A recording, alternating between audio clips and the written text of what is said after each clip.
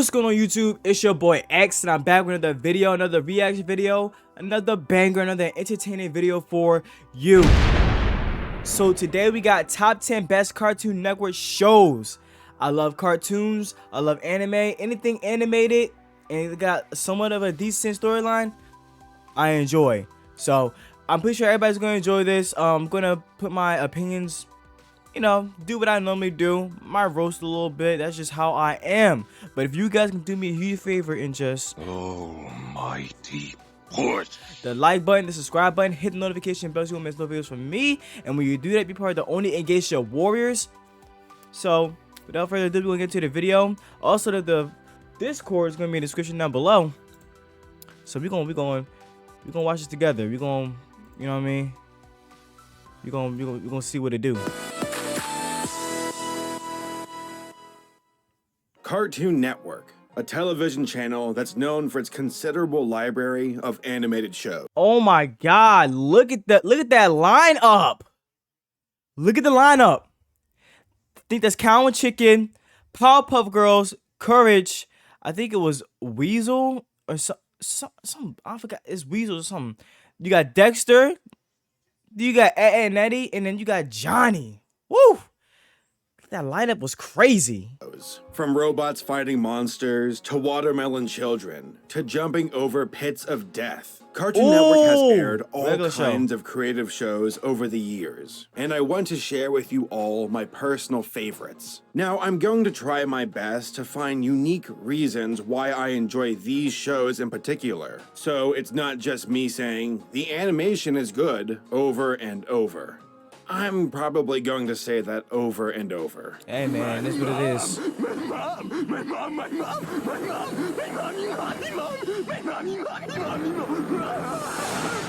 I remember that shit. This is the top 10 best Cartoon Network shows. Before we start, I just want to mention that I updated my Patreon and have some new rewards. Group chats, early video access, having your name mentioned in the credits of my video, and much, much more. Now, my content will always be free to watch, but if you want to support me directly, then go check it out. All right, number 10. Space Ghost Coast to Coast. Now, I realize that this show aired on Adult Swim, but that was not always the case. Heck, it existed before Adult Swim was even a thing. In fact, Space Ghost Coast to Coast was one of the first fully produced shows by Cartoon Network. Nobody cares, Moby. Nobody cares. Loving the place. Thanks. Nice, right? But what's with I do remember it a little bit, but not too much of it. Not too much. No one. Space Ghost Coast to Coast had a unique approach in how it presented itself. It was a talk show, and it used old animations and characters from the original Space Ghost cartoon. They would then interview random celebrities and purposely screw up the interview so the characters had more material to work with. Space Ghost. Coast to Coast. Okay. Number 9. I do remember it though. Foster's Home for Imaginary Friends. Goated. That is a goated show. I don't want to hear nobody say shit. This is a goated show. My man Blue, Will, you got Coco. Oh my God. Where's Cheese at? Where's Cheese at? For those of y'all who know what Cheese is, I mean, oh my God. This show, I remember coming home from school. And I think it was this or SpongeBob that would be on the time that I got home from school. And you know, I would alternate between the two because you know SpongeBob is also a goated like show. So it's like, you know what I mean? When there's nothing on, SpongeBob is definitely the go-to. Definitely the go-to. But then when this was on right here, I don't know. I just had a special connection with this show. And it just made me happy. I guess I can kind of relate to it in certain like times. So that's probably why I really enjoyed it. But man, I miss these shows, man. I really do. I miss them. Like nowadays, Cartoon Network, Nickelodeon, like their shows are fucking mid. They are so bad. Like I don't know what happened. I don't know what happened. Maybe because like we're doing a lot of like streaming stuff. So that's probably the reason why they like, man, we don't give a fuck about TV. Ain't nobody watching TV no more. Everybody's on Hulu or Netflix. But even then, you can still put out shows on those platforms. But you know, I don't know nothing about business, so fuck it. Foster's Home had a fantastic premise. It's a world where people, typically kids, can imagine beings into existence and become friends with them. But just like some pets in real life, people occasionally abandon their friend. That's where Foster's Home comes into play. It's a place where these imaginary friends can stay and hopefully be adopted. It's such a creative world, and since the characters are imaginary, there's no limit to what can be thought up. It can be talking pizza, Jesus. the visuals are vibrant, and most of the characters are fun. Except for Blue. He's one of the main characters from the show. He's a troublemaker, selfish, and just an overall jerk. I mean, I know he's supposed to be an instigator for adventures, but I really never cared for him. I thought you said you needed some. How? How much you got? I got a 5. Gimme. And you? Blue was so fucking funny. y 22 cents. Also, this show has one of the best cartoon intros ever. Number 8, Star Wars: The Clone Wars. Man, I know that I did this not isn't give a technically a fuck. full-length show. It was a mini-series that Gendy Tartakovsky I didn't made care about that aired this. between Star Wars: I don't know Attack why, I of the couldn't get into Clones it. and Revenge of the Sith. It features events that happened, coherent battles, adventurous stories, character growth. You know, things that George Lucas should have done. Wow. Gendy has a great eye for action and how to get the most out of cartoon characters. There was even an episode where it shows how formidable a Jedi could be without their lightsaber.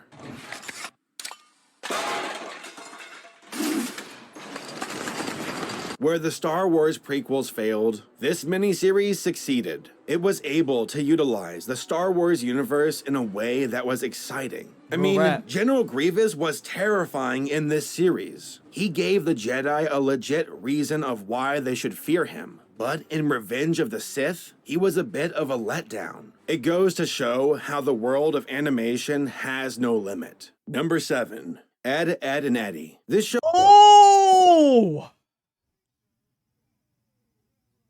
That, I mean, it said number 7. I don't know why it said number 7. I don't know why it said number 7. Ed, Ed and Eddie was always top tier cartoons.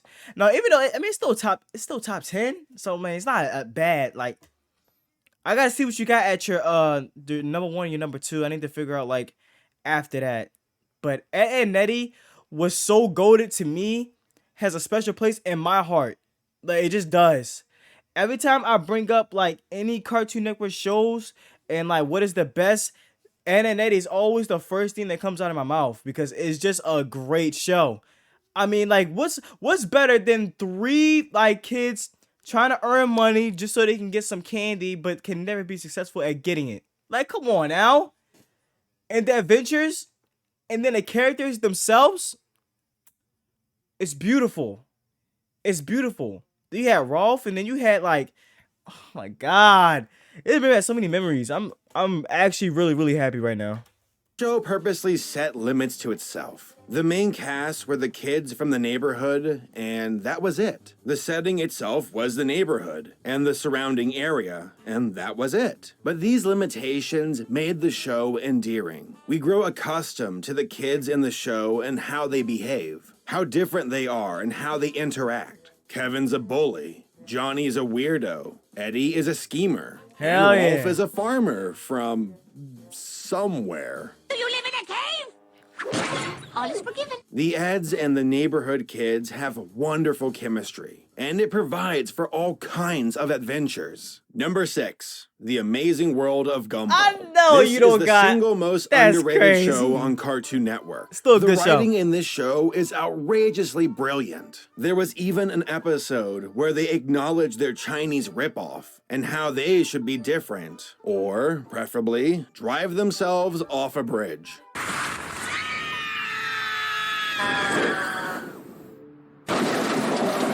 Wow. The show has a diverse collection of characters that showcase different types of animation. They even have a talking mouth that has an existential crisis. What's going on? That was At weird. Full Sail, our technology That was- programs are I always designed with thought a that was different pretty approach to weird. learning. We let students get hands-on.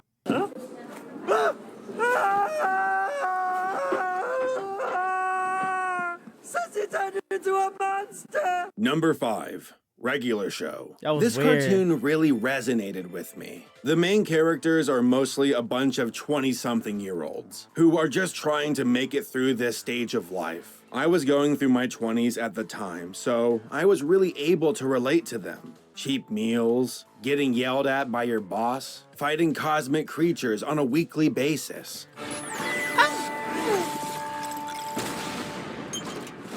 Well, that didn't happen to me too often, but the character interaction in Regular Show hit home for me. I also enjoy the old technology featured in the show. What are those statues? They're the guardians of obsolete formats. Betamax, 8-track, floppy disk, reel-to-reel. But my favorite thing was the comedy. I mean, yeah, Regular Show followed a formula, and it got a little repetitive, but the jokes always had me laughing, and Muscle Man was my absolute favorite. I know someone who Yeah. can help. If you say your mom, you're fired. My mom! Get out! Yeah, he care. Worth it! Number 4, You care. Steven Universe. I remember I don't listen. I don't want nobody to yell at me and get mad at me, but like, I never really watched this show. I just was never drawn into it. I know it's very popular, but I just like, I think I watched like a couple of episodes and I was just like, I just couldn't get to like watch it. I just couldn't. I don't know what it was. I don't know if because it wasn't relatable to me. I don't know what it is, but like I wanted to give this show a chance, but it just wouldn't work for me. It just wouldn't. I don't know what this is supposed to be about. Like it's just like some kid that gets powers randomly, that has a gym and all that. Like I just don't get it per se. But I mean, we gonna find out why he likes it so much. I mean, this was over Ed and Eddie, so I just. when I first watched this show, I was at a car dealership and was waiting to get my new car.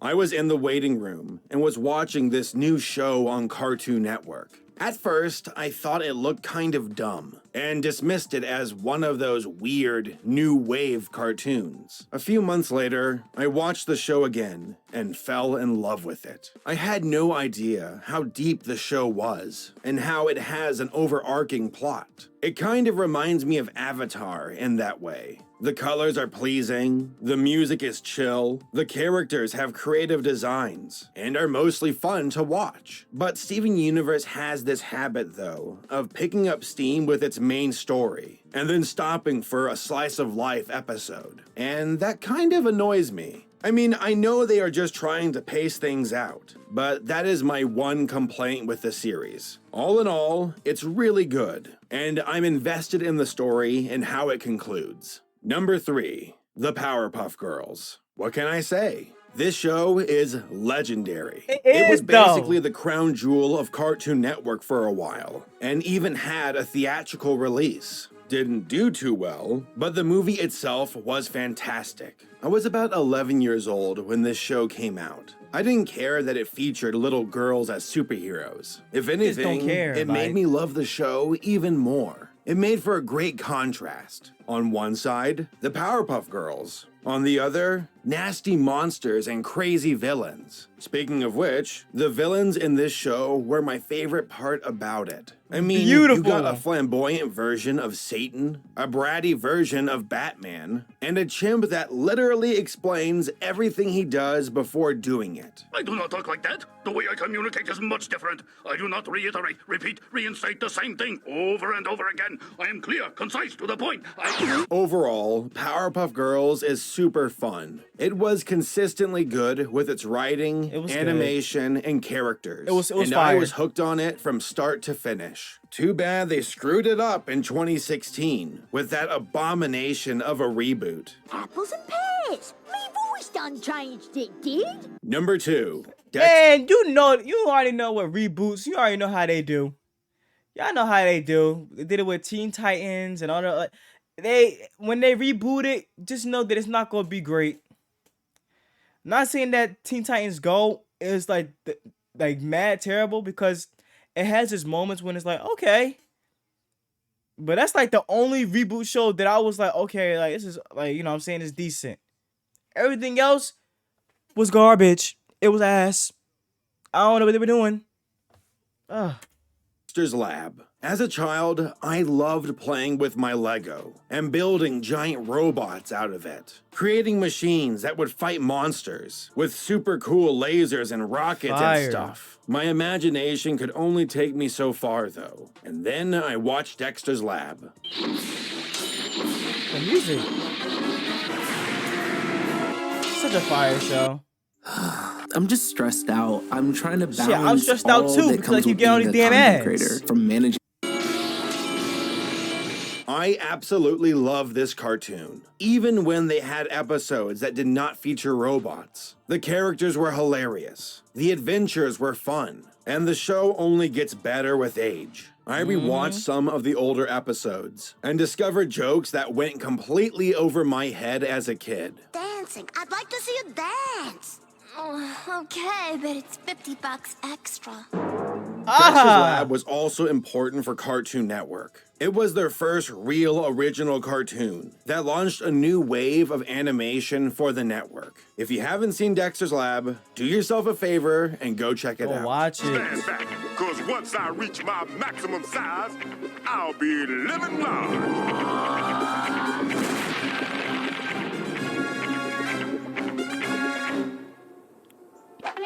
Before we get to number 1, I want to mention a few other shows that I enjoy but did not put on this list. Chowder, Flapjack, We Bare Bears, Johnny Bravo, Kids Next Door, Billy and Mandy, Over the Garden Wall, and Adventure Time. Now, I feel that some people are going to be mad at me for not including this one on my list. I realize that this show was important to Cartoon Network and was very popular, but it never really clicked with me. I respect it, but I don't really care for it. That is pretty wild, but... And number 1. Oh, hell my yeah, favorite Teen show Titans, on Cartoon yeah. Network is You can put that on Samurai there. Jack. Samurai Samurai Jack is one of the most unique shows on Cartoon Network. It was I really mean, good. what kind of cartoon features a main character who barely speaks and instead has long gaps of basically silence? That's a bold move for a show on a kids' network. The creator of Samurai Jack was Genndy Tartakovsky, the guy behind Dexter's Lab. He went in a new direction with this show, combining elements of sci-fi, fantasy, and actual history. Aku is influenced by Japanese culture. The Spartans are from the Battle of Thermopylae, and also Frank Miller. Samurai Jack is full of all kinds of inspiration, and that makes for an interesting setting for this cartoon. You never really know what kind of adventure Jack will find himself in. One week, he's fighting zombies. The next week, he's in space fighting robots. The setting is super influential in the success of this show. Next is the animation. We have battles and fights that feature fluid movements, content that is way above the average for most networks. And finally, the characters. Now, Jack is great, and I love how stoic he is, but Aku, he steals the show. Aku is easily one of my favorite characters of all time. From his temper tantrums to casual chit-chat, Aku is a villain who you love to hate, but all for the right reasons. Extra thick! Jack came back for a final season on Adult Swim and wrapped up earlier this year. It had all of the elements of the old show, plus a little bit more since it was no longer confined to children. Wow, what a freak. Looked like a talking penis. The conclusion for this show has some mixed feelings, but I won't spoil it for you. If anything, Samurai Jack is, in my opinion, the greatest show on Cartoon Network. It was adventurous, had fantastic characters, fluid animation, an epic story, and an actual conclusion, which is rare to see in the industry. And that's why Samurai Jack is my #1 choice for the best shows on Cartoon Network. I respect it. I really do. I respect your decision on the #1 spot. I think that Samurai Jack was definitely a goated show. I definitely miss all these shows. And then all the shows that you didn't put at your top 10, they were also, in my opinion, goated shows. Like Chowder. Again, like these are like cartoons that hold a special place in my heart. Like Chowder, Flapjack, Adventure Time, Regular Show. You know what I mean? He had Ed and Eddie on there. Like I said, Samurai Jack, yeah, of course. It was just, all of these shows were just so good, and I feel like they were definitely ahead of its time. It just was, and I think a lot of people was like, they can't really appreciate it. They don't know how good cartoons actually used to be. And even back then, like the Flintstones and the Jetsons, like my mom loves the Flintstones and the Jetsons, and the times that I would watch it with her, and I was like actually like paying attention, and like I'm like, wow, like these shows are actually pretty good. Like, I guess back then they really had to make good cartoons, or else they just wouldn't make any money. I guess now it's just like they just put whatever. Or maybe I'm just getting older and I just don't quite understand the cartoons now. And I feel like that could be it too. I mean, but I feel like I'm a very open person when it comes down to shows. Like, as long as it's good, I'ma watch it. It don't matter what, if it's good, I'ma watch it. And it was just, nowadays cartoons are just not like that. The only cartoons that I really like that was like towards like the 2010 era, like, you know what I'm saying, like around there, like I said, was Regular Show, Adventure Time, Gumball. I think those were the only shows that I was really watching afterwards. You know what I mean? But thank you guys for watching. Please make sure to like, comment, and subscribe for more. And I will see you guys in the next one. I'm out.